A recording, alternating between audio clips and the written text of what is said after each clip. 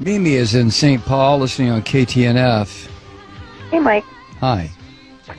Well, I'm confused. I want to talk about Israel. And so, can you even imagine any other country in the world allowing 530 rockets to fall before it took a step to defend itself?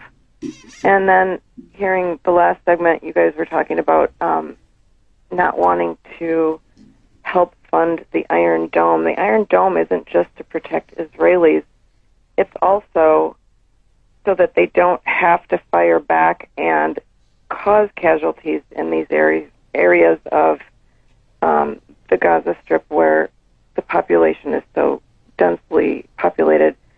I just don't know. Tell me what you think would be an acceptable...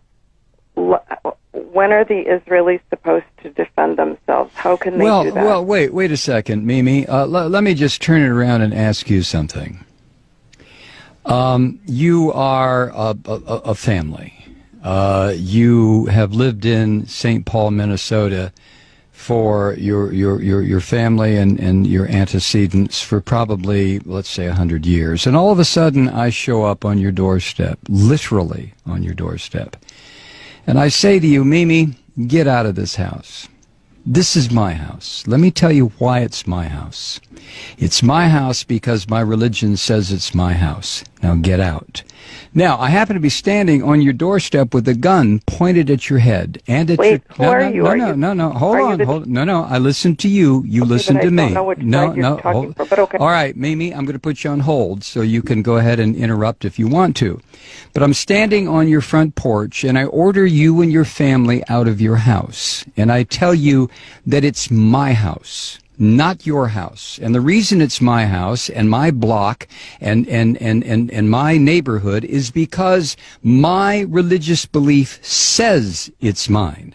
And you sit there and you say, well, no. What are you talking about? We've been here 100 years. I'm sorry. Get out, Mimi. So you leave. And the reason you leave is because you know if you don't, I'm going to blow up your house and probably blow up your family. So you leave and you move down the street.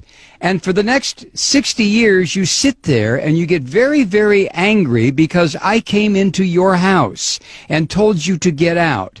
So what you do, Mimi, you decide, well, I know what I'll do. I'm going to start throwing rocks at what used to be my house, and it'll break the windows. That'll make that damn Malloy move. So you start throwing rocks. And then I come outside and I say, Mimi, were you throwing rocks? And you look at me rather sheepishly, and that's when I level an RPG at you and your family and your house, and I pull the trigger, and all of a sudden, whoosh, you're all gone. Now, which is the terrorist? You tell me. But tell me on another phone call, Mimi, because I'm not going to get involved in a big discussion about this. Thank you. Wow. When does Israel have a right to defend itself? Well, when do I have a right to defend myself? I came in and took Mimi's house. So if Mimi attacks me, who's going to say, well, Malloy, you have a right to defend yourself because Mimi's attacking you? And somebody else will say, yeah, but you took Mimi's house. Yeah, but, you know, possession is 9/10 of the law. Nah, possession is 99.9% of the law. And besides, God gave me this land. What the hell is Mimi doing on it? All I had to do was come here and remind her, Mimi, get out. God gave this land to me.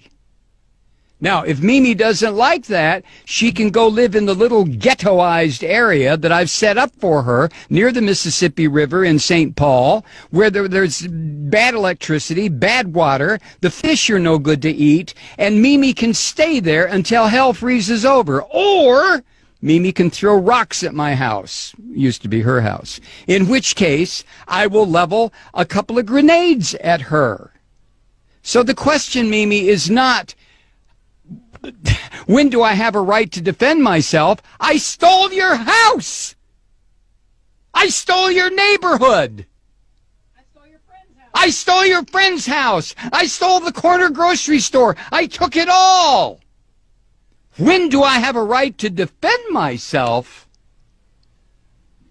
You have to be kidding. You have to be kidding. Let me recommend a book for you, Mimi. It was written by Rabbi Meir Kahana. The title is They Must Go. Read it and call me back. They must go.